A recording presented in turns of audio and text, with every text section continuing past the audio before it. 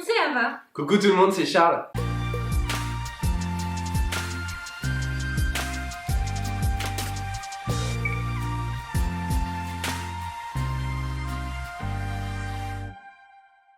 On espère que vous allez merveilleusement bien, qu'il fait beau, qu'il fait chaud, en tout cas la température Si que vous aimez le beau et le chaud. En tout cas, on espère que vous allez bien. Aujourd'hui, on va faire une recette qui est totalement un coup de cœur visuel pour nous. C'est inattendu, c'est vraiment pas du tout habituel de voir un dessert comme ça. C'est un dessert tout noir avec simplement une touche de rose framboise. C'est un accord sésame noir, charbon et framboise. C'est une recette qui nous est proposée par la boulangerie Utopie qu'on adore sur Paris. Ça va juste être une tuerie. En plus, on va faire une technique particulière parce qu'on va faire aujourd'hui une pâte à choux que l'on va cuire en cuisson guidée. Vous allez voir, c'est hyper intéressant. C'est pas ultra simple, mais c'est hyper intéressant avec une pâte à choux au charbon végétal, un crémeux au sésame, une chantilly au sésame, confit de framboise, framboise fraîche. Tout ce qu'il faut pour un dessert parfait, en tout cas sur le papier. Bon, on va commencer dès maintenant avec la confection du fameux crémeux au sésame noir. C'est parti.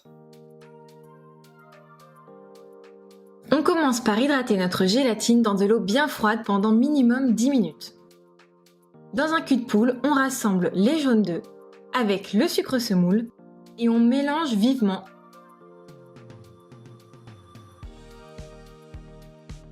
On réserve et dans une casserole, on vient mettre la crème avec le lait.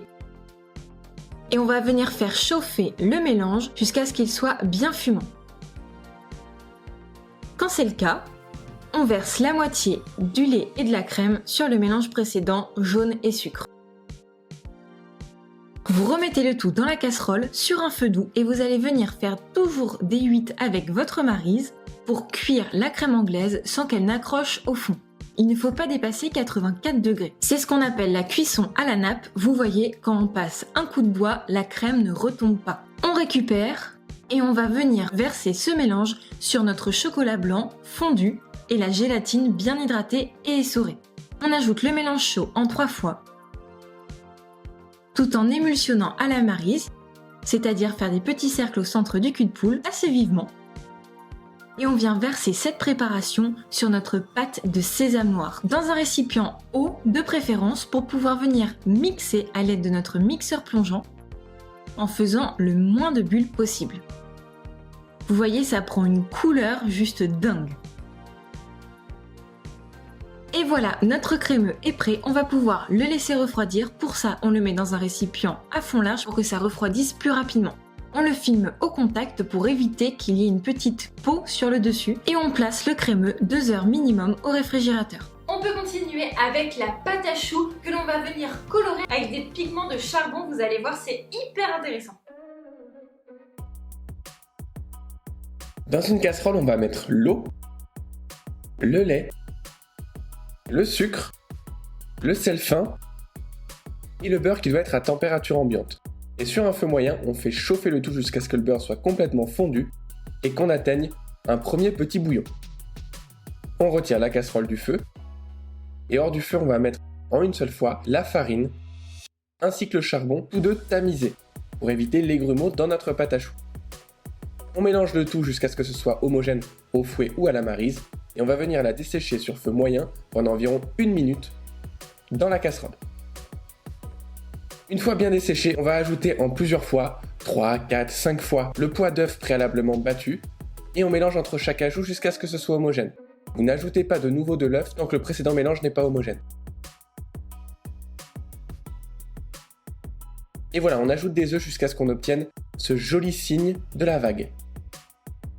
Puis on met dans une poche munie d'une douille lisse de 10 mm et on va remplir nos cercles oblongs renforcés d'un sile-pain découpé à environ un tiers de la hauteur. C'est très important pour cette technique.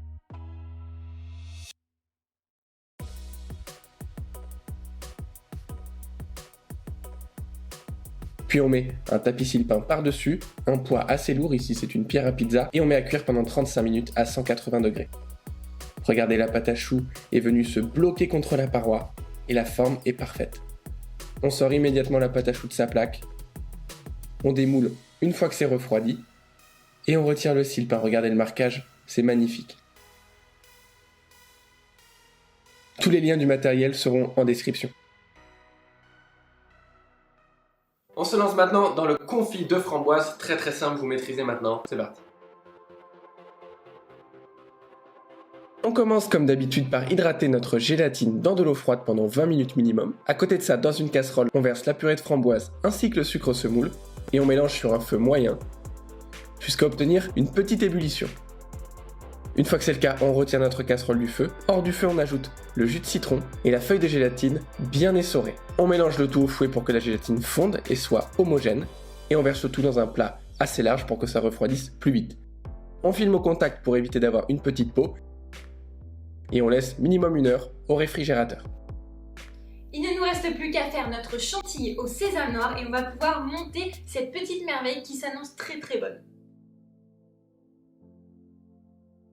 Dans un cul de poule, vous versez le mascarpone et la crème liquide et à l'aide d'un fouet, vous allez détendre un petit peu le tout avec le sucre semoule et le sésame noir. Puis on va fouetter pour monter cette crème en chantilly. Idéalement, votre fouet est bien froid, votre cul de poule est bien froid. Et on monte jusqu'à obtenir cette texture. Puis on prend notre pâte à choux et sur le dessous, on va creuser à l'aide d'une lame de couteau 3 trous pour venir y insérer le crémeux au sésame noir.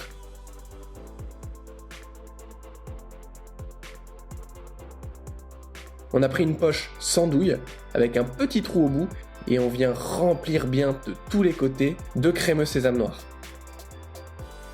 Soyez bien généreux. Ça va être délicieux. Regardez la pâte à choux qui gonfle, ça veut dire qu'on est bon. Puis on retourne. Et cette fois-ci, on va venir pocher notre chantilly avec une poche et une douille lisse de 10 mm. Et on fait des points en quinconce. L'idéal est que vous puissiez pocher 5 points sur votre éclair. Puis vous déposez entre chaque point des framboises entières debout avec le trou vers le haut. Que vous allez remplir avec votre confit de framboise que vous avez préalablement mis en poche. Vous remplissez bien à hauteur, il faut que ce soit généreux et gourmand. Et regardez ce contraste de couleurs, c'est magnifique. C'est pas un dessert qu'on a l'habitude de voir, mais vraiment c'est joli. Et voilà, c'est terminé.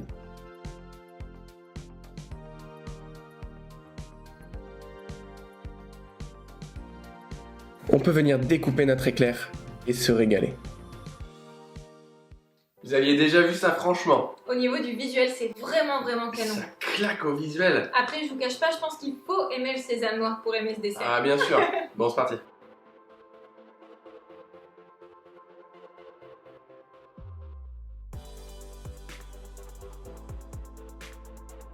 C'est impressionnant.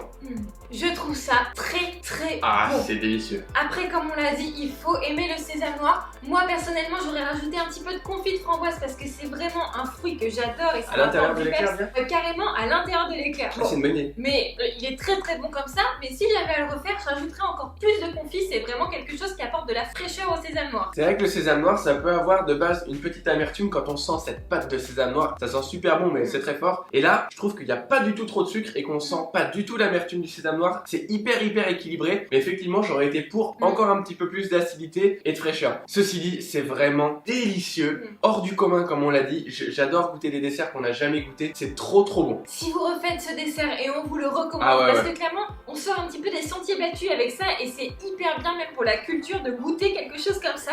Et ben n'hésitez pas à nous mentionner sur Instagram pour qu'on puisse voir vos réalisations. Pour ceux d'entre vous qui ont nos ateliers virtuels sur la pâte à choux, vous allez trouver ça très simple de faire cette cuisson guidée. Pour ceux d'entre vous qui ne l'ont pas, vous pouvez simplement pocher des éclairs traditionnels. Ce sera très bon. En tout cas, si ça vous intéresse d'aller un petit peu plus loin dans la technique, on vous propose nos ateliers virtuels dans la description. N'hésitez pas à mettre un pouce bleu en l'air si vous avez aimé cette vidéo et si cet éclair vous donne envie surtout à vous abonner et à appuyer sur la petite cloche pour ne pas louper les prochaines vidéos. On vous le rappelle, tous les mercredis à 16h et tous les dimanches à 11h. N'hésitez pas à nous dire en commentaire s'il y a un dessert comme celui-ci de pâtissiers qui sont pas ultra méga connus, même s'ils sont très connus sur Paris, qui vous dirait que nous on traite en vidéo parce que c'est toujours hyper intéressant de voir des choses qui sont pas Cyril Lignac, Philippe Conticini, etc. On vous embrasse, pâtissez bien, prenez soin de vous et on vous dit à la prochaine pour une prochaine recette.